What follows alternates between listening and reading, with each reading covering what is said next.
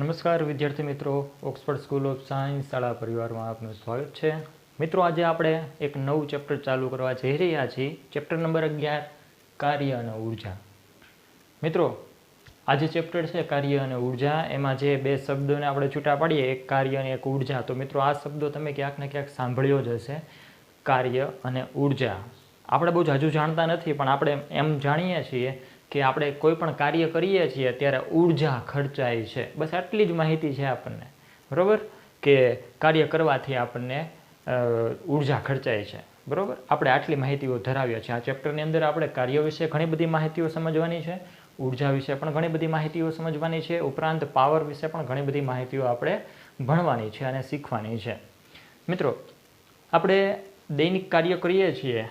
શું એ કાર્યો વિજ્ઞાનની દૃષ્ટિએ કાર્યો છે કે નહીં, એ આપણે ચકાસવાનું છે. જો નથી તો વિજ્ઞાનની દૃષ્ટિએ કાર્ય શું છે એની સમજ મેળવવાની છે. પણ મિત્રો, આપણે કાર્ય વિશે ઊંડાણમાં અભ્યાસ કરીએ એ પહેલાં આપણે થોડીક આ ચેપ્ટર વિશેની ઇન્ટ્રોડક્શન માહિતીઓ લઈ લઈએ. મિત્રો, આપણને ખબર છે કે દરેક સજીવો છે એ દરેક સજીવોને ખોરાકની જરૂરિયાત હોય છે. જીવિત રહેવા માટે સજીવો અનેક મૂળભૂત ગતિવિધિઓ, સજીવો જે કંઈ છે એ સજીવોને જીવિત રહેવા માટે અનેક મૂળભૂત ગતિવિધિઓમાંથી પસાર થવું પડે છે. આવી મૂળભૂત ગતિવિધિઓ એટલે શું? તો કે ભાઈ શારીરિક કામો કરવા પડે છે, બરાબર? સજીવોને જીવિત રહેવા માટે અનેક મૂળભૂત ગતિવિધિઓ કરવી પડે છે, એટલે કે શારીરિક કામકાજ કરવા પડે છે. અને આને જ મિત્રો જે કાંઈ શારીરિક કામકાજો કરે છે અને જૈવિક જે ગતિવિધિઓ કરે છે, બરાબર, આ બધી જ પ્રક્રિયાઓને છે ને મિત્રો જૈવિક પ્રક્રિયાઓ તરીકે ઓળખવામાં આવે છે.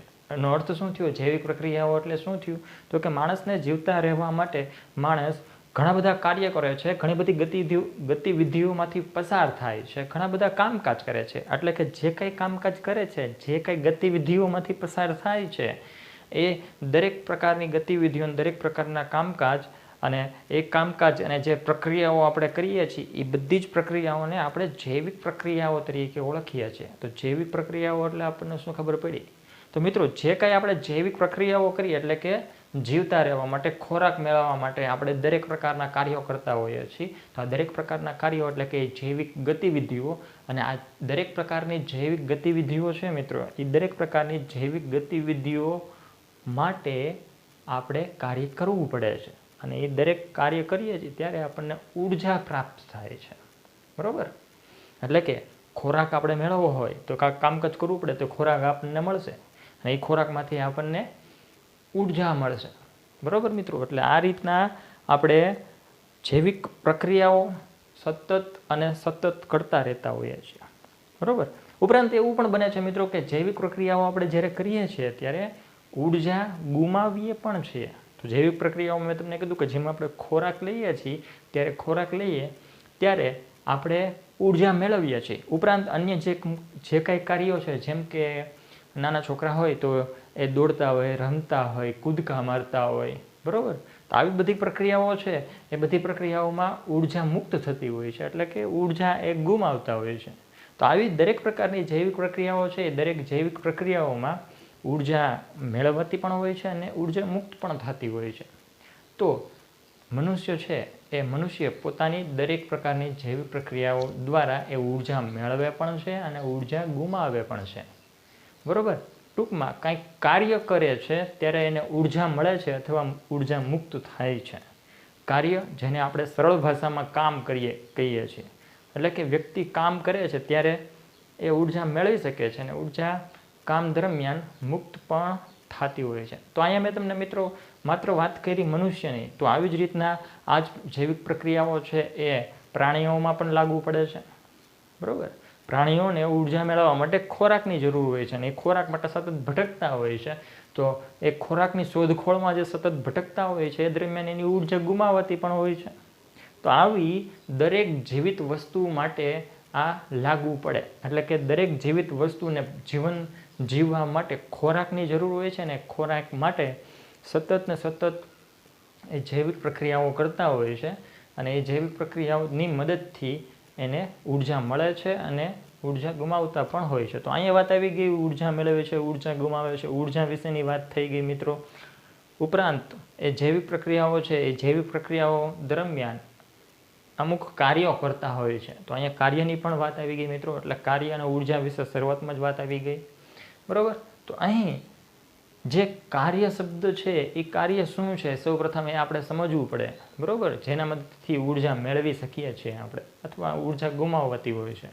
તો સૌ પ્રથમ પહેલાં આપણે અહીંયા મિત્રો કાર્ય શબ્દને સમજવું પડે. જે ચેપ્ટરનું નામ છે કાર્ય અને ઉર્જા. બરાબર. તો કાર્ય છે જેને આપણે વર્ક કહીએ છીએ, તો આ કાર્ય હકીકતે શું છે? તો કાર્યને આપણે સમજીએ. ચાલો મિત્રો, કાર્ય શબ્દ છે એ કાર્ય શબ્દ આપણી રીતે જે આપણે જેને કાર્ય કહીએ છીએ એ અને વિજ્ઞાનની દ્રષ્ટિએ જેને આપણે કાર્ય કરીએ છીએ એ બંને સાવ અલગ જ છે એમ કહીએ ને તો પણ ચાલે. આપણે જેને કાર્ય કહીએ છીએ, કાર્ય એટલે કે કામ, આપણે જે કામ કર્યું હોય છે એને આપણે કાર્ય તરીકે ઓળખતા હોઈએ છીએ. નો ડાઉટ આપણે સાચા છીએ ત્યારે આપણે એમ કહીએ છીએ. હું એમ કહું છું અત્યારે કે હું એક કાર્ય કરી રહ્યો છું. શું કાર્ય કરું છું? તો કે હું અત્યારે એક ભણાવવાનું કાર્ય કરું છું. બરાબર. તો મેં જે કામ કર્યું છે એ પણ એક પ્રકારનું કાર્ય છે જ. પણ આપણે જેને કાર્ય માનીએ છીએ એ અને વિજ્ઞાન જેને કાર્ય માને છે એ બંનેમાં ઘણો બધો તફાવત છે. તો આ તફાવત પણ આપણે અહીંયા ક્લિયર કરવાનો છે. તો શું તફાવત છે એ આપણે જોવું. કોને કાર્ય થયું છે એમ કહેવું અને કોને કાર્ય નથી થયું એમ કહેવું, એ બંને વચ્ચેનો તફાવત છે આપણે અત્યારે જોવો પડે. ફોર એક્ઝામ્પલ, સૌપ્રથમ જ આપણે અત્યારે વાત કરીએ, એક પહેલું એક્ઝામ્પલ લઈએ કે સખત મહેનત કરવા છતાં કાર્ય થતું નથી. આ એક એક્ઝામ્પલ છે. તો અહીં કઈ પરિસ્થિતિમાં સખત મહેનત કરી છે તેમ છતાં પણ કાર્ય નથી થયું, આ સમજવાનું છે. તો ચાલો જે આપણે અત્યારે પહેલું જે એક્ઝામ્પલ છે એ એક્ઝામ્પલની મદદથી આપણે સમજીએ કે વિજ્ઞાનની દૃષ્ટિએ કાર્ય થયું છે અને વ્યક્તિની દૃષ્ટિએ કાર્ય થયું છે એ ક્યાં આપણને જોવા મળે છે. તો સૌપ્રથમ આપણે પહેલું એક્ઝામ્પલ લઈએ કે સખત મહેનત કરવા છતાં કાર્ય થયું નથી. બરાબર. તો આમાં મિત્રો આપણે જે અત્યારે સમજીએ છીએ ને ઉદાહરણ સાથે સમજવાનો પ્રયત્ન કરીએ કે સખત મહેનત કરવા છતાં કાર્ય થતું નથી. બરાબર. એમ ક્યારે કહેવાય? કાર્ય થતું નથી. તો સૌપ્રથમ આપણે વાત કરીએ કે એક વિદ્યાર્થી છે એ વિદ્યાર્થી વાર્ષિક પરીક્ષાની તૈયારી કરી રહ્યો છે.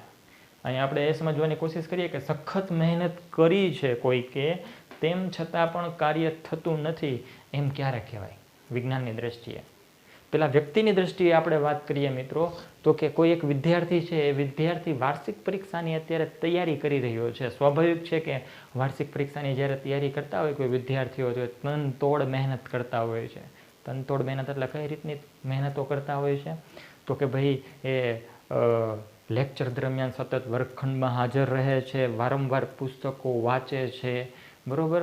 લાઇબ્રેરીમાં જઈને પણ પુસ્તકો વાંચે છે, પોતાના ઘરે બેસીને ઝાઝો બધો સમય વાંચવા લખવામાં પસાર કરે છે, ન સમજાતું હોય તો પોતાના શિક્ષકોને વારંવાર પૂછે છે, અથવા કે પોતાના જે મિત્ર વર્તુળ છે એ મિત્ર વર્તુળમાં કોઈ પણ પ્રકારના ટોપિકની ચર્ચા કરે છે. તો આ બધી થઈ ગઈ સખત મહેનત કરી. શું કામ? તો કે ભાઈ વાર્ષિક પરીક્ષામાં સારા ગુણ મેળવવા છે. તો એ વાર્ષિક પરીક્ષામાં સારા ગુણ મેળવવા માટે કોઈ પણ એક વિદ્યાર્થી છે એ આટલી બધી સખત મહેનત કરે છે. તેમ છતાં અહીં આપણે વિજ્ઞાનની દ્રષ્ટિએ ગણીએ તો કાર્ય થયું નથી. વિદ્યાર્થીએ ભલે સખત મહેનત કરી હોય તેમ છતાં વિદ્યાર્થીની દ્રષ્ટિએ એને કાર્ય કર્યું હશે, પણ અહીં વિજ્ઞાનની દ્રષ્ટિએ તે કાર્ય થયું નથી તેમ ગણવામાં આવે છે. આ થઈ ગયું પહેલું એક્ઝામ્પલ મિત્રો. હવે બીજું એક્ઝામ્પલ આપણે લઈએ કે બીજો વિદ્યાર્થી છે એ કોઈ એક બીજો વિદ્યાર્થી, ખૂબ મોટો પથ્થર છે. બરાબર. એક મોટો જબર પથ્થર છે, એને આ બીજા નંબરનો વિદ્યાર્થી છે ક્યારનો ધક્કો મારવાની કોશિશ કરે છે. બરાબર. હવે સ્વાભાવિક છે કે એ પથ્થર મોટો છે અને એ પથ્થર એ એક વિદ્યાર્થીના ધક્કા મારવાથી કાંઈ હલવાનો નથી. બરાબર.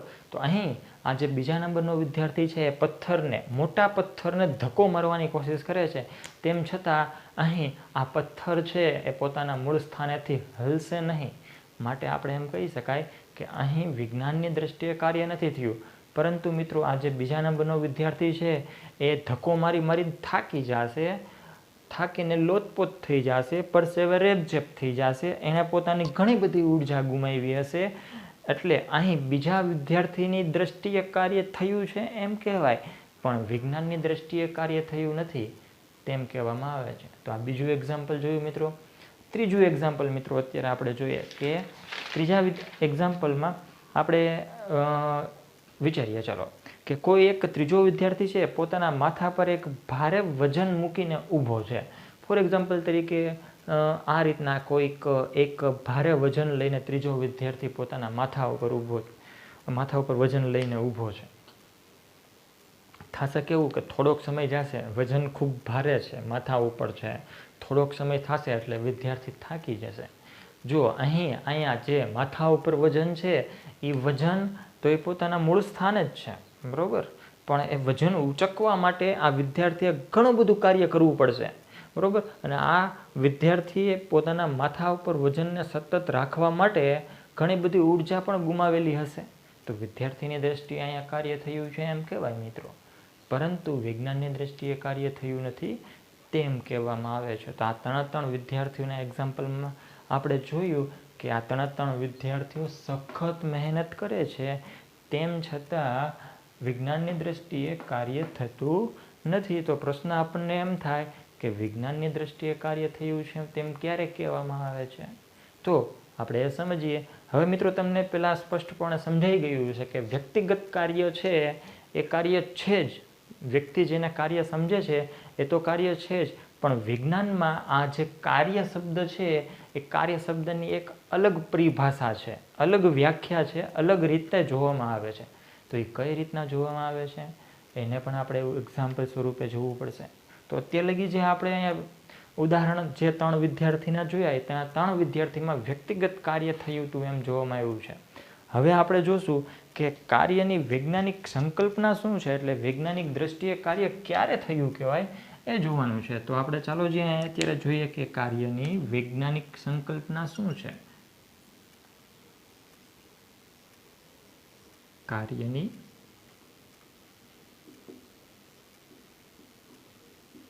વૈજ્ઞાનિક સંકલ્પના એટલે કે વિજ્ઞાનની દ્રષ્ટિએ કાર્ય ક્યારે થયું કહેવાય છે એ આપણે અહીંયા આમાં સમજવાનું છે. મિત્રો અહીં પણ આપણે ઉદાહરણ સાથે જ સમજશું કે વિજ્ઞાનની દ્રષ્ટિએ કાર્ય ક્યારે થયું છે, બરાબર. તો કોઈ સપાટી પર રાખેલ આપણે કોઈ લીછી સપાટી હોય, બરાબર, લીછી સપાટી ઉપર કોઈ એક આપણે કાંકરાને રાખવાનો છે, બરાબર, અને કાંકરાને ધક્કો મારવાનો છે. લીછી સપાટી છે માટે એની ઉપર જે રાખેલો કાંકરો છે એને થોડોક ધક્કો આપશું આપણે, એટલે સ્વાભાવિક છે તે પોતાના મૂળ સ્થાન ઉપરથી ખસીને આઘો વહી જશે. તો અહીં થયું શું મિત્રો, તો કે એ જે લીછી સપાટી ઉપર કાંકરો છે એ કાંકરાને ધક્કા સ્વરૂપે એક પ્રકારનું બળ મળ્યું, અને બળ મળતા એ પોતાનું મૂળ સ્થાન છોડે છે અને થોડુંક સ્થાનાંતર કરે છે. તો અહીં મિત્રો આ જે કાંકરો છે, બરાબર, એ કાંકરા ઉપર કાર્ય થયું છે એમ કહેવાય. શું કામ? તો કે એ કાંકરાને બળ લાગુ પડ્યું અને બળ લાગુ પડતા એનું સ્થાનાંતર થયું, બરાબર. આ પહેલું એક્ઝામ્પલ મિત્રો, બરાબર. અને એક બીજું એક્ઝામ્પલ જોઈએ. કોઈ એક છોકરી છે, એ છોકરી ઓલી ટ્રોલી આવે ને, બરાબર, ટ્રોલી, એ ટ્રોલીને ખેંચી રહી છે. અહીં આ છોકરી ટ્રોલીને ખેંચવા માટે એક બળ લગાડે છે, અને આ બળ લગાડવાથી આ ટ્રોલીનું સ્થાનાંતર થશે. તો અહીં આપણે કહી શકીએ મિત્રો કે વિજ્ઞાનની દ્રષ્ટિએ કાર્ય થયું છે. શું કામ? તો કે બળ લાગુ પડ્યું અને બળ લાગુ કરતા પદાર્થનું સ્થાનાંતર થયું, માટે અહીંયા કહી શકીએ કે અહીં કાર્ય થયું છે. ત્રીજું એક્ઝામ્પલ, એક વિદ્યાર્થી છે મિત્રો, એ પુસ્તકને થોડેક લગી ઉપર સુધી ઉંચકે છે, બરાબર. આ રીતના આ જે પુસ્તક છે, બરાબર, આ પુસ્તક અત્યારે ધારી લો કાંઈ પડ્યું છે, તો આ વિદ્યાર્થી છે આ પુસ્તકને થોડેક ઉપર લગી ઉંચકે છે, બરાબર. તો અહીં આપણે કહી શકાય કે કાર્ય થયું છે. વિજ્ઞાનની દ્રષ્ટિએ આપણે એમ કહી શકીએ કે કાર્ય થયું છે. શું કામ? તો કે પુસ્તક અહીંયા જે શરૂઆતની અવસ્થામાં હતું ત્યાંથી એને અહીં લગી લાવવા માટે અમુક બળની જરૂર પડશે, એટલે કે બળ વાપરું એટલે પુસ્તકનું સ્થાનાંતર થયું. તો મિત્રો આપણે કહી શકીએ કે અહીં બળ પણ લાગે છે અને પદાર્થનું સ્થાનાંતર પણ થાય છે. એટલે આપણે કહી શકીએ કે વિજ્ઞાનની દ્રષ્ટિએ અહીં પણ કાર્ય થયું છે. તો વિજ્ઞાનની દ્રષ્ટિએ કાર્ય થયું છે એ માટેની મુખ્ય બે શરતો કઈ મિત્રો? તો કે મુખ્ય બે શરતો આપણે કહીએ આ રહી શરતો કઈ? તો કે પહેલા નંબરની શું? તો કે પદાર્થ પર બળ લાગતું હોય અથવા હોવું જોઈએ, બરોબર. અને બીજા નંબરનું બળ લાગતા પદાર્થનું સ્થાનાંતર થતું હોવું જોઈએ. આ બે શરતોનું પાલન થતું હોય ત્યારે આપણે કહી શકીએ કે વિજ્ઞાનની દ્રષ્ટિએ કાર્ય થયું છે. પણ આ બેમાંથી કોઈ પણ એક પરિબળ હાજર ન હોય અથવા એક શરતનું પાલન ન થતું હોય તો અહીં વિજ્ઞાનની દ્રષ્ટિએ કાર્ય થયું નથી તેમ માનવામાં આવે છે. તો આપણને મિત્રો અહીંયા સ્પષ્ટપણે ખબર પડી ગઈ કે વ્યક્તિગત કાર્ય જેને આપણે સમજીએ છીએ ત્યાં આપણે સાચા જ છીએ, ત્યાં આપણે બિલકુલ ખોટા નથી જ. આપણે દૈનિક કાર્ય કરીએ છીએ એ આપણી દ્રષ્ટિએ તો સાચું જ છે, પણ વિજ્ઞાન છે એ કાર્યને કંઈક અલગ રીતના સમજે છે. અને એ કાર્યને કઈ રીતના સમજે છે? તો કે કાર્ય માટે આ બે શરતોનું પાલન થતું હોવું જોઈએ તો ત્યાં કાર્ય થયું છે તેમ કહેવામાં આવે છે, બરાબર. હવે મિત્રો આપણે આગળ જોઈએ કે અચળ બળ દ્વારા થયેલ કાર્ય, બરાબર. અચળ બળ દ્વારા થયેલ કાર્ય એ આપણે એક ન્યૂ ટોપિક છે આપણો, તો એનો અભ્યાસ કરીએ આપણે. તો અહીં મિત્રો તમને સમજાઈ ગયું છે કે કાર્ય શું છે, બરાબર. અને વિજ્ઞાનની દ્રષ્ટિએ ક્યારે કાર્ય થયું કહેવાય. તો વિજ્ઞાનની દ્રષ્ટિએ કાર્ય ક્યારે થયું કહેવાય એ તો આપણને ખબર પડી ગઈ. તો એને જ અંતર્ગત આપણો અત્યારે હવે એક નેક્સ્ટ ટોપિક છે એનો આપણે અભ્યાસ કરીએ. શું ટોપિકનું નામ શું છે? તો કે અચળ બળ દ્વારા થયેલ કાર્ય.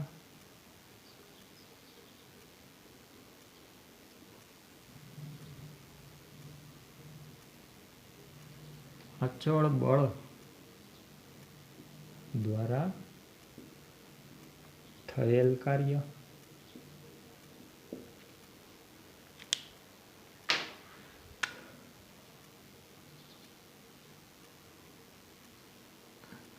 બળ અચળ લાગતું હોય ત્યારે થયેલ કાર્યને સમજવાનું છે. ચાલો જી મિત્રો સમજીએ.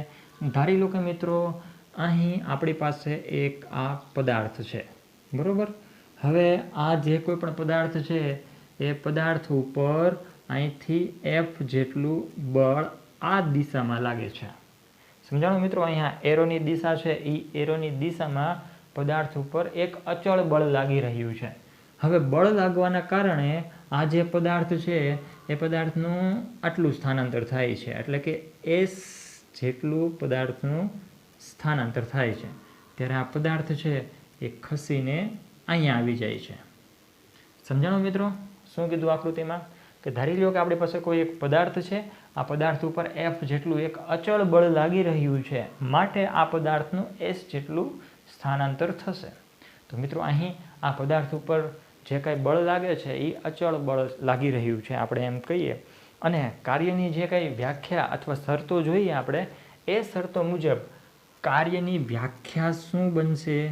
તો કે કાર્યની વ્યાખ્યા એ ખાસ આપણે જે બે શરતો જોઈ છે એ શરતો મુજબ કે પદાર્થ પર લાગતા બળ વડે, પદાર્થ પર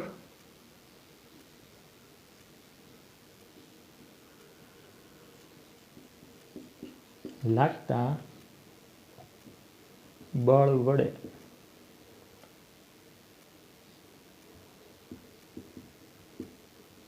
પદાર્થના થયેલ સ્થાનાંતરના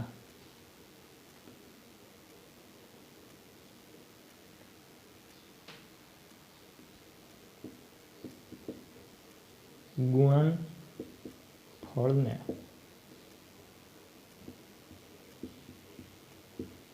કાર્ય કહે છે. પદાર્થ પર લાગતા બળ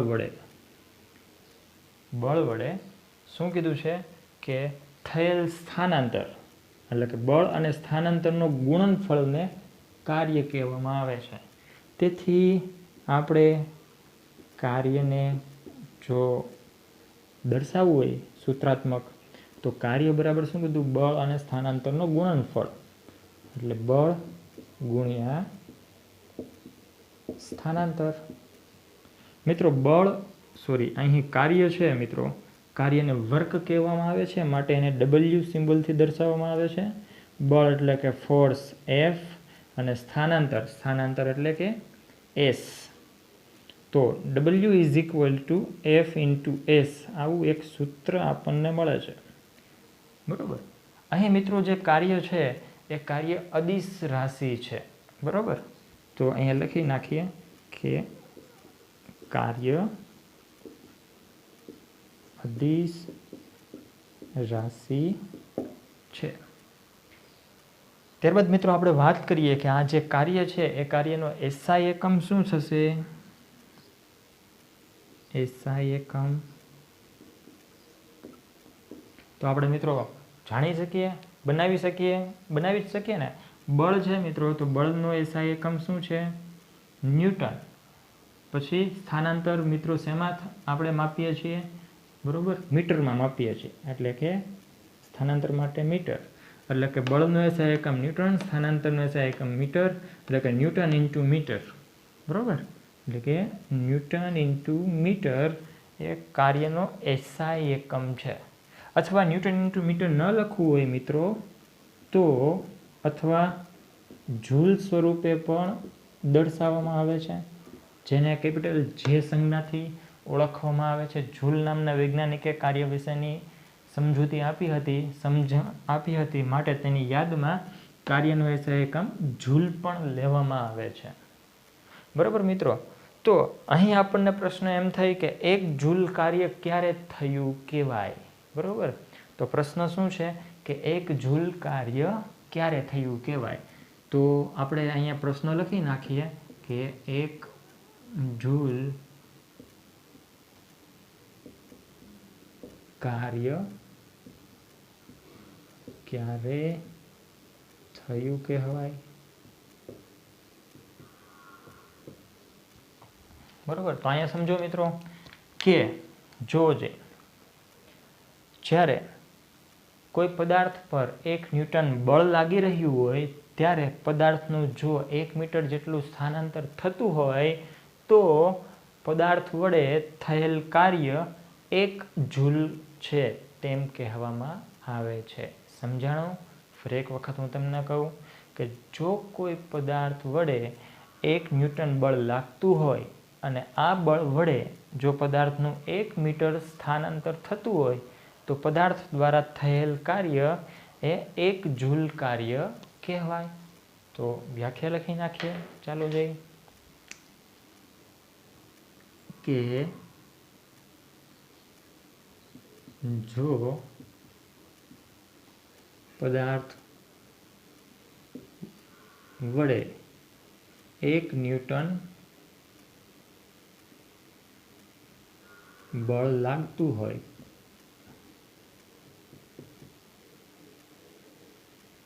અને પદાર્થનું સ્થાનાંતર 1 મીટર થતું હોય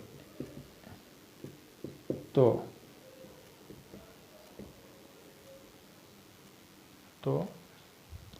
થયેલ કાર્ય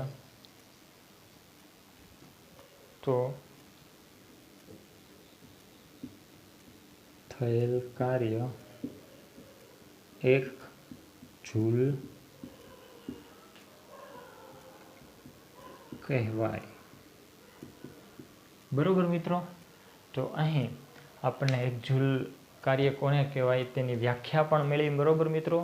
અને અચળ બળ દ્વારા થયેલ કાર્ય અને એના દ્વારા આપણને કાર્યનું સૂત્ર પણ સામું મેળવ્યું છે. તો મિત્રો અચળ બળ વડે જે કાર્ય થાય છે એ કાર્ય સૂત્રાત્મક રીતના આપણે અહીંયા કેવી રીતના મેળવી શકાય તેની ચર્ચા કરી. બરાબર મિત્રો. તો હવે મિત્રો આપણે આગળ વધીએ. હવે પેજ નંબર 148 ઉપર ટેક્સ્ટ બુકમાં પેજ નંબર 148 ઉપર એક આપણને દાખલો આપ્યો છે. બરાબર. તો એ દાખલાને આપણે અત્યારે સમજીએ. બરાબર. ચાલો પેજ નંબર 148 ઉપર જોવો જઈએ. જે પહેલો દાખલો છે એ શું કહેવા માગે છે. તો અહીંયા પહેલાં હું સૌપ્રથમ હેડિંગ મારી દઉં, પછી એને ગણવાની શરૂઆત કરીએ.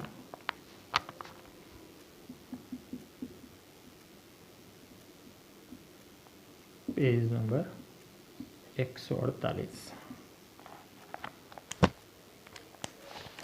જો જઈ કોઈ વસ્તુ ઉપર 7 ન્યૂટનનું બળ લાગે છે. અહીં એક વસ્તુ આપણને આપેલી છે. બરાબર. આ વસ્તુ છે. આ વસ્તુ ઉપર 7 ન્યૂટનનું બળ લાગી રહ્યું છે. શું કીધું છે આપણને કે કોઈ વસ્તુ ઉપર 7 ન્યૂટનનું બળ લાગે છે. માની લો કે બળની દિશામાં વસ્તુનું સ્થાનાંતર 8 મીટર છે. એટલે કે બળની જે દિશા છે એ દિશામાં વસ્તુનું સ્થાનાંતર કેટલું કીધું છે મિત્રો? તો કે 8 મીટર છે. અને એ ક્યાંથી? તો કે પ્રારંભિક સ્થાન અને આ સ્થાન. બરાબર. અને સ્થાનાંતર કેટલું કીધું? 8 મીટર છે.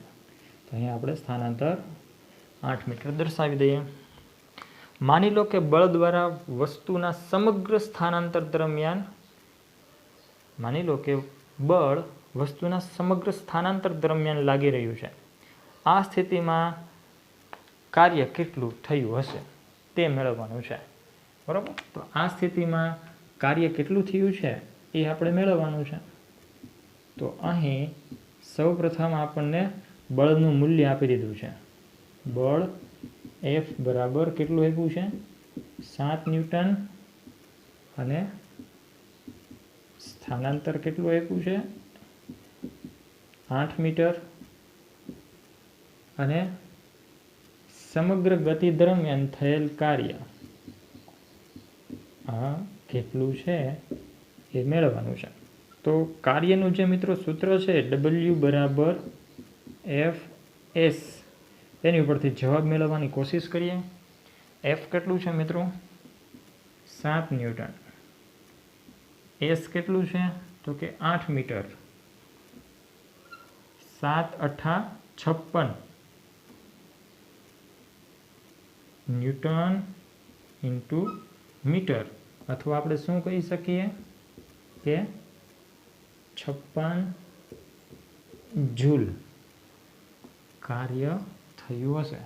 એટલે કે સમગ્ર પ્રક્રિયા દરમિયાન 56 જૂલ કાર્ય થયું હશે તેમ કહી શકીએ. તો મિત્રો સાવ સહેલો 1 માર્કમાં પૂછાઈ શકે તેવો નાનકડો એવો દાખલો હતો, જે આપણે કાર્ય વિશે માહિતી મેળવી. બરાબર. સૂત્ર જોયું, એ સૂત્ર આધારિત આ એક નાનકડો એવો આપણને દાખલો આપ્યો હતો. ત્યારબાદ મિત્રો આપણે આગળ વધીએ અને કઈ પરિસ્થિતિમાં કાર્ય ધન થયું કહેવાય કે કઈ પરિસ્થિતિમાં કાર્ય ઋણ થયું કહેવાય, એ એક સામો મોટો પ્રશ્ન આવે. હાલો ભાઈ, આપણે સમજી લીધું કે કાર્ય થયું છે ત્યારે ક્યારે કહેવાય એ આપણને સમજાઈ ગયું. બરાબર. ક્યારે કહી શકીએ કે કાર્ય થયું છે એ આપણને હવે સ્પષ્ટ સ્વરૂપે ખ્યાલ આવી ગયો. અને કાર્યનું સૂત્ર પણ આપણને મળી ગયું. કાર્યનું સૂત્ર W is equal to F ગુણ્યા S. અને 1 જૂલ કાર્ય ક્યારે કહેવાય એ પણ ખબર પડી ગઈ. પરંતુ મિત્રો જો કાર્ય થતું હોય તો એ પણ જોવું પડે કે એ કાર્ય શું એ ધન હશે કે ઋણ હશે, અથવા એ જે કંઈ કાર્ય છે એ કાર્યને ધન ક્યારે ગણવું અને ઋણ ક્યારે ગણવું. તો થયેલ કાર્ય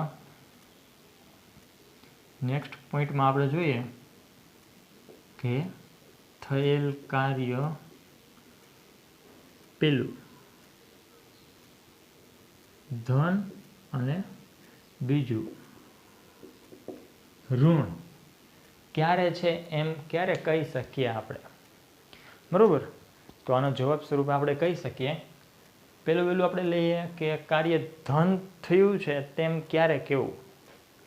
તો જ્યારે કોઈ પદાર્થ છે મિત્રો એ પદાર્થ ઉપર બળ લાગતું હોય અને જો બળની દિશામાં પદાર્થનું સ્થાનાંતર થતું હોય, કોઈ પદાર્થ છે મિત્રો, બરાબર, જો અહીંયા પહેલું વહેલું લઈએ આપણે, કોઈ પદાર્થ છે, આ પદાર્થ, બરાબર, એ પદાર્થ પર અત્યારે આ દિશામાં બળ લાગે છે અને એ દિશામાં બળ લાગવાથી પદાર્થનું એ જ દિશામાં સ્થાનાંતર થાય છે, બરાબર. અહીંયા આટલું સ્થાનાંતર થયું છે, આ એનું સ્થાનાંતર છે. તો પદાર્થ પર બળ લાગવાથી બળની દિશામાં જ જો સ્થાનાંતર થતું હોય તો ત્યારે આપણે કહી શકીએ એવા સંદર્ભમાં કે કાર્ય ધન થયું છે. એનો અર્થ શું થયો? કાર્ય ધન થયું છે એમ ક્યારે કહી શકીએ? તો કે પદાર્થનું સ્થાનાંતર પદાર્થની બળની દિશામાં જ, પદાર્થ પર લાગતા બળની દિશામાં જ થયું હોય ત્યારે કાર્ય ધન થયું છે તેમ કહેવાય. સો સિમ્પલ છે.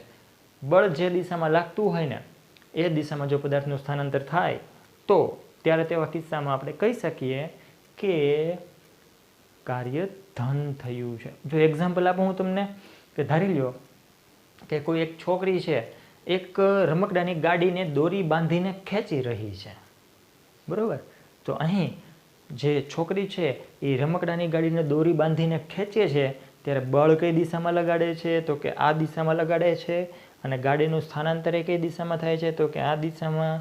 સ્વાભાવિક છે, ખબર પડી ગઈ કે જે દિશામાં બળ લાગે છે એ દિશામાં સ્થાનાંતર થાય છે.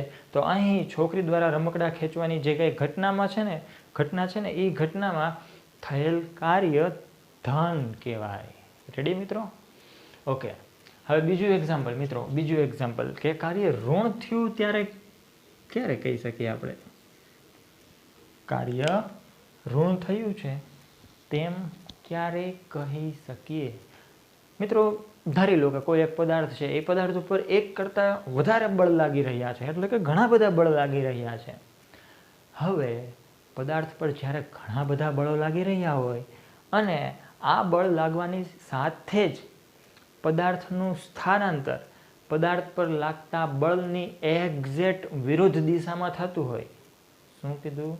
કે ઘણા બધા બળો લાગતા હોય અને આ બળો લાગવા પછી પદાર્થનું સ્થાનાંતર જે દિશામાં થાય છે એ દિશા કરતાં વિરુદ્ધ દિશામાં જો કોઈ એક બળ લાગી રહ્યું હોય, એટલે કે 180 ડિગ્રીએ જો કોઈ એક બળ લાગી રહ્યું હોય તો આવા કિસ્સામાં થયેલ કાર્ય ઋણ કહેવાય. આમાં હજી ખબર ન પડતી હોય તો ઉદાહરણ આપણે સમજીએ.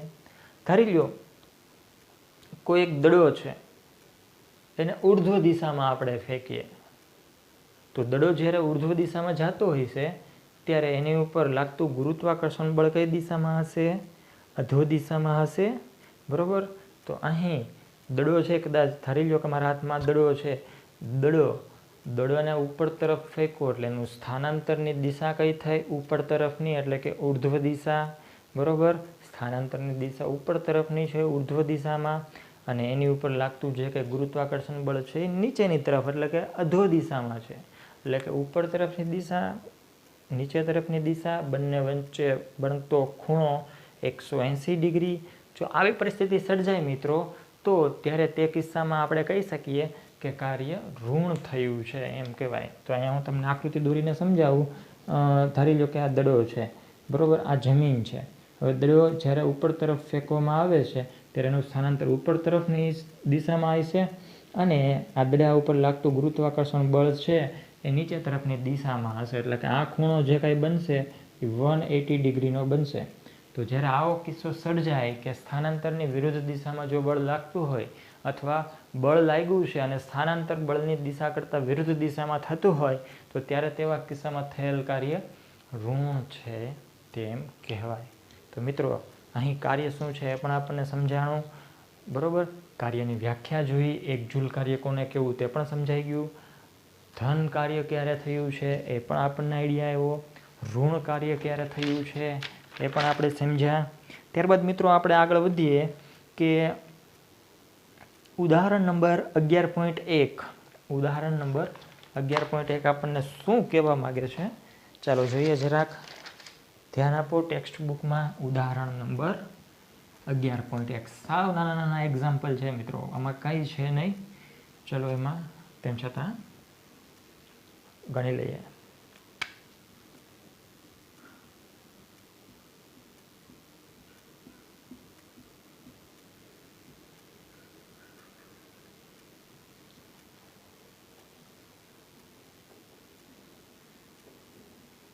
ઉદાહરણ નંબર 11.1 પહેલા નંબરનું એક્ઝામ્પલ. ચાલો જે મિત્રો રકમ વાંચીએ. કોઈ વસ્તુ પર 5 ન્યૂટન બળ લાગી રહ્યું છે. એટલે કોઈ એક વસ્તુ છે મિત્રો, આકૃતિ સાથે સમજવાની કોશિશ કરીએ. ચાલો જી, આ એક વસ્તુ છે. હવે આ વસ્તુ ઉપર 5 ન્યૂટનનું બળ લાગી રહ્યું છે. એટલે કે 5 ન્યૂટનનું બળ આ વસ્તુ ઉપર લાગી રહ્યું છે. બરાબર. વસ્તુ બળની દિશામાં 2 મીટર અંતર કાપે છે. એટલે કે વસ્તુ છે એ એની ઉપર બળ લાગવાથી બળની દિશામાં 2 મીટર જેટલું અંતર કાપે છે. એટલે તેનું થયેલ સ્થાનાંતર કેટલું હશે મિત્રો? તો કે 2 મીટર. તો અહીં આપણે છે ને સૌપ્રથમ છે ને ડેટા બનાવી લેવો પડે અને એમાં બળનું મૂલ્ય કેટલું કીધું છે? તો કે બળ છે એ 5 ન્યૂટન લાગી રહ્યું છે અને સ્થાનાંતર છે એ કેટલું થાય છે? તો કે 2 મીટર. રકમ આપણે આગળ વાંચીએ. શું કીધું છે આપણને? જો બળ વસ્તુના સમગ્ર સ્થાનાંતર દરમિયાન લાગતું હોય તો કાર્ય જણાવો. અહીં કાર્ય કેટલું થયું છે ને એ આપણે મેળવવાનું છે. તેથી અહીંયા કાર્ય કેટલું થયું છે એ મેળવવું છે આપણે. તો ચાલો જે મેળવીએ. કાર્યનું જે સૂત્ર છે W બરાબર F ઇન્ટુ S એ મુજબ F કેટલું છે? તો કે 5 ન્યૂટન. S કેટલું છે? તો કે 2 મીટર. 5 ગુણ્યા 2 એટલે કે 10 ન્યૂટન ઇન્ટુ મીટર. અથવા આને કઈ રીતના દર્શાવી શકીએ? તો કે 10 જૂલ કાર્ય થયું છે. બરાબર. આ બંનેમાંથી કોઈ પણ આપણો જવાબ સાચો પડે. આપણે એમ પણ કહી શકીએ કે 1 જૂલ બરાબર 1 ન્યૂટન મીટર થાય. બરાબર. ઉદાહરણ નંબર 11.1 કમ્પ્લીટ. ત્યારબાદ મિત્રો ઉદાહરણ નંબર 11.2 જોઈએ. બરાબર. ઉદાહરણ નંબર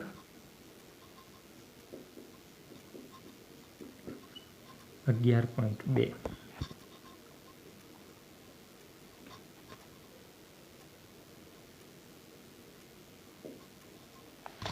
ચાલો જોઈએ. રકમમાં ધ્યાન આપીએ. એક કુલી 15 કિલોગ્રામ વજન જમીન પરથી ઉપાડીને જમીનથી 1.5 મીટર ઊંચાઈએ પોતાના માથા પર રાખે છે. બરાબર.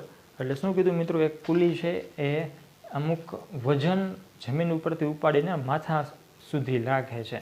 તો અહીં જે વસ્તુ છે વસ્તુનું વજન કેટલું થયું? આપણને 15 કિલોગ્રામ કીધું છે. અને આ કેટલી ઊંચાઈએ? તો કે 1.5 મીટર ઊંચાઈએ. તો આપણે લખી નાખીએ કે વસ્તુનું વજન,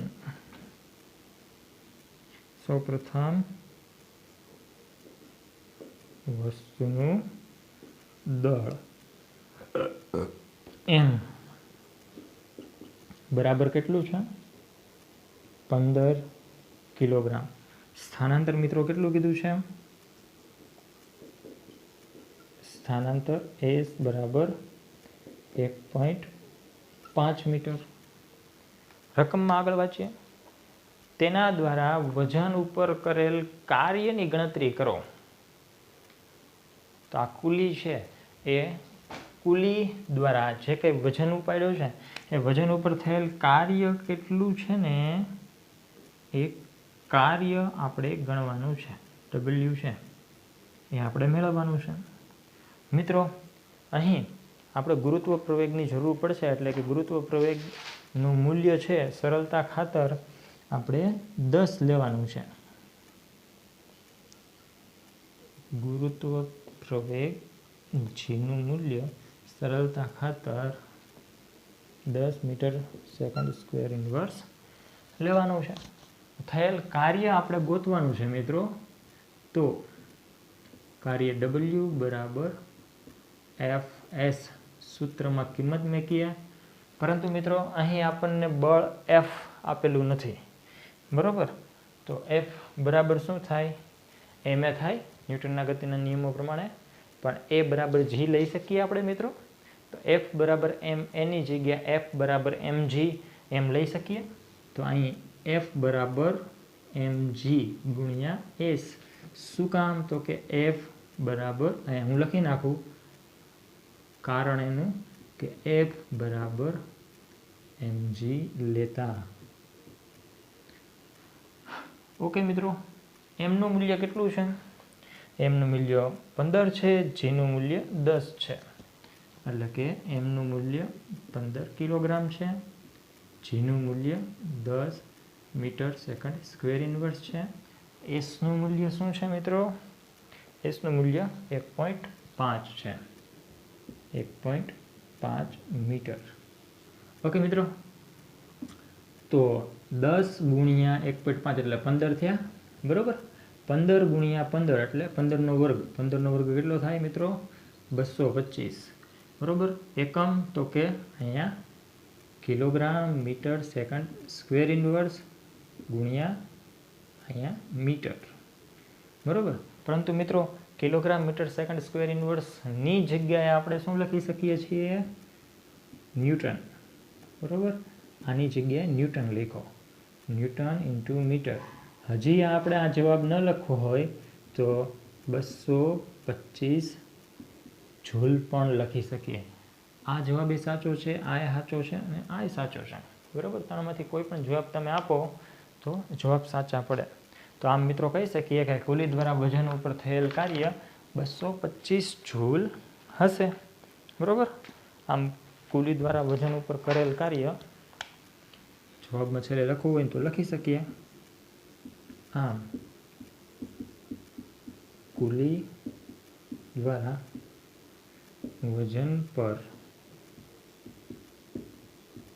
કરેલ કાર્ય 225 જૂલ હશે.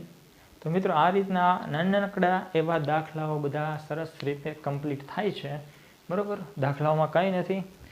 આગળ જઈએ મિત્રો, પેજ નંબર 149 ઉપર આપણને 4 પ્રશ્ન આપ્યા છે, બરાબર.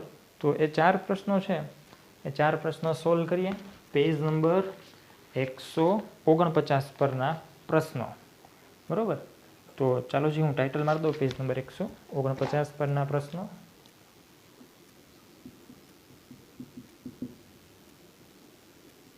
Page number 149.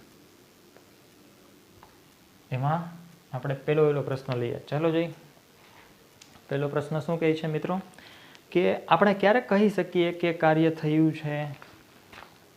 આપણે ક્યારે કહી શકીએ કે કાર્ય થયું છે મિત્રો? તો જવાબમાં આપણે એમ કહી શકીએ કે જ્યારે કોઈ પદાર્થ ઉપર બળ લાગતું હોય અને પદાર્થનું જો સ્થાનાંતર થતું હોય તો અને તો જ માત્ર આપણે કહી શકીએ કે કાર્ય થયું છે. ઓકે, જવાબ આપણને મળી ગયો. શું? તો કે જ્યારે કોઈ પદાર્થ ઉપર બળ લાગુ પડે છે અને જો પદાર્થનું સ્થાનાંતર થતું હોય તો ત્યારે મિત્રો આપણે કહી શકીએ કે કાર્ય થયું છે. બીજો પ્રશ્ન શું છે મિત્રો? કે જ્યારે કોઈ પદાર્થ પર લગાવેલું બળ તેના સ્થાનાંતરની દિશામાં હોય તો કરેલા કાર્યનું સૂત્ર શોધો અથવા લખો, બરાબર. તો કાર્યનું સૂત્ર શું છે? આ બીજા નંબરનો પ્રશ્ન. કાર્ય એટલે કે વર્ક W. કાર્ય બરાબર શું થાય મિત્રો? તો કે બળ એટલે કે ફોર્સ F ગુણ્યા સ્થાનાંતર, સ્થાનાંતર એટલે કે S. તો કાર્યનું સૂત્ર આ રીતના થાય. ત્યારબાદ મિત્રો ત્રીજા નંબરનો આપણો પ્રશ્ન છે એ શું કહે છે કે 1 જૂલ કાર્યને વ્યાખ્યાયિત કરો. 1 જૂલ કાર્ય ક્યારે થયું કહેવાય? તો ત્રીજા નંબરનો પ્રશ્ન વ્યાખ્યા આપણને ખબર જ છે કે પદાર્થ દ્વારા 1 ન્યૂટન બળ વડે જો પદાર્થનું સ્થાનાંતર 1 મીટર થતું હોય તો થયેલ કાર્ય 1 જૂલ કહેવાય. કે પદાર્થ દ્વારા જો 1 ન્યૂટન બળ લાગતું હોય અને આ બળ વડે જો પદાર્થનું 1 મીટર જેટલું સ્થાનાંતર થતું હોય તો ત્યારે તેવા કિસ્સામાં કહી શકીએ કે પદાર્થ દ્વારા 1 જૂલ કાર્ય થયું હશે અથવા 1 ન્યૂટન મીટર જેટલું કાર્ય થયું હશે. બરાબર. તો આ મિત્રો 3 પ્રશ્ન આપણા આ રીતના કમ્પ્લીટ થાય છે. ત્યારબાદ ચોથો પ્રશ્ન છે એ ચોથો પ્રશ્ન સરળ જ છે, સાવ મજા આવે એવો છે. દાખલો છે, મારા ખ્યાલથી તમને હવે આવડી જવો જોઈએ. તો ચાલો જોઈએ અત્યારે ચોથા નંબરનો જે પ્રશ્ન છે પેજ નંબર 149 ઉપર. એ ચોથા નંબરના પ્રશ્નનો જવાબ આમનામ મને મોઢે કયો જઈ કે એનો જવાબ શું આવશે. ચોથા નંબરનો જે પ્રશ્ન છે આઈડિયા આવી જ ગયો હશે તમને કે હવે કાંઈ આ દાખલાને ગણવાની જરૂર છે નહીં. તેમ છતાં આપણે જોઈએ કે બળદની એક જોડી ખેતર ખેડતી વખતે કોઈ હળ પર 140 ન્યૂટન બળ લગાડે છે. બળદની જોડી છે એ કેટલું બળ લગાડે છે? બળ F બરાબર 140 ન્યૂટન. બરાબર. ત્યારબાદ આપણને શું કીધું છે કે ખેડાયેલ ખેતરની લંબાઈ 15 મિનિટ છે. એટલે કે એ જે સ્થાનાંતર છે એ 15 મીટર છે. ખેતરને લંબાઈની દિશામાં ખેડવા માટે આ બંને બળદ વડે કેટલું કાર્ય થયું હશે? તો કે કાર્ય W અહીં મેળવવાનું છે. તો મિત્રો કાર્યનું સૂત્ર W બરાબર FS. F કેટલું છે? 140 ન્યૂટન. S કેટલું છે કે 15 મીટર. તો મિત્રો 140 ગુણ્યા 15 કરશો તમે ત્યારે જવાબ આવશે 2100 ન્યૂટન ઇન્ટુ મીટર. ઓર બીજું શું કહી શકીએ? 2100 જૂલ જેટલું કાર્ય થયું હશે. તો મિત્રો આજના લેક્ચરમાં આપણે સરસ મજાની વાત કરી કાર્ય અને ઉર્જા વિશે. આપણે શરૂઆતમાં ઇન્ટ્રોડક્શનમાં માહિતી લીધી કે કાર્ય કરીએ છીએ ત્યારે ઉર્જા ખર્ચાય છે અને કાર્ય કરવા માટે પણ ઉર્જાની જરૂર પડતી હોય છે. ઉર્જાના ઘણા બધા સ્વરૂપો છે મિત્રો, પણ એ આપણે ઉર્જા ટોપિક ચાલુ કરીએ ત્યારે જોશું. બરાબર. પરંતુ આજે આપણે અત્યારે ચાલુ કર્યો તો કાર્ય નામનો ટોપિક. બરાબર. તો કાર્ય નામના ટોપિકમાં આપણે સૌપ્રથમ એ જોયું કે વ્યક્તિગત કાર્ય કોને થયું કહેવાય. એટલે કે જે વ્યક્તિઓ કાર્ય કરે છે, બરાબર, શું એ ખોટી વસ્તુ છે આપણે જેને કાર્ય કહીએ છીએ? ના, બિલકુલ નહીં. આપણે જેને કાર્ય કહીએ છીએ એ પણ સાચું જ છે. બરાબર. એ આપણી દ્રષ્ટિએ કાર્ય થયું કહેવાય, આપણા સંદર્ભમાં કાર્ય થયું કહેવાય. એના પણ ઘણા બધા એક્ઝામ્પલ જોયા. વિજ્ઞાનની દ્રષ્ટિએ પણ જેને આપણે કાર્ય કરીએ છીએ મિત્રો એના પણ એક્ઝામ્પલ આપણે જોયા કે વિજ્ઞાનની દ્રષ્ટિએ આપણે કોને કોને કાર્ય થયું કહેવાય. અને કાર્ય થયું છે એ માટે કયા 2 પરિબળો અથવા કયા 2 નિયમો છે, કયા 2 શરતો છે એ લાગુ પડતી હોવી જોઈએ. એ શરતો પણ આપણે 2 જોઈ. ત્યારબાદ આપણે કાર્યની વ્યાખ્યા જોઈ, તેનો SI એકમ જોયો. બરાબર. પછી 1 જૂલ કોને કેવું આપણે કાર્ય એ પણ જોયું. અને અચળ બળ દ્વારા થયેલ કાર્ય વિશે માહિતી મેળવી. એમાં આપણને સૂત્ર પણ મળ્યું કાર્યનું કે W=FS. અને એની ઉપર આપણે ઘણા બધા દાખલાઓ ગણ્યા. તો કાર્ય આપણો ટોપિક છે મિત્રો. આજના ચેપ્ટર જે ચાલુ કર્યું કાર્ય અને ઉર્જા, એમાં લેક્ચર નંબર 1માં જ આપણે લગભગ બધી જ માહિતીઓ અત્યારે કાર્ય વિશેની આમાં સમજી લીધી છે. બરાબર. ત્યારબાદ હવે પછી આપણે જે નેક્સ્ટ ટોપિક નેક્સ્ટ લેક્ચર આપણે જોશું એમાં આપણે ઉર્જા વિશેની માહિતી મેળવવાની છે. ઉર્જા ટોપિક તો બહુ જ લાંબો છે મિત્રો. ઘણી બધા પ્રકારની ઉર્જાઓ હોય છે. બરાબર. પણ એના વિશેની માહિતી આપણે નેક્સ્ટ લેક્ચરમાં લેશું. ત્યાં સુધી મિત્રો જાળવો, પોતાની જાતને જાળવો, કોરોનાથી પોતાનું રક્ષણ કરો, પોતાના ફેમિલીનું રક્ષણ કરો અને બને ત્યાં સુધી ઘરે રહો, સુરક્ષિત રહો. બરાબર. હવે મળશું આપણે નેક્સ્ટ લેક્ચરમાં. ત્યાં સુધી જય હિન્દ, જય ભારત. આભાર.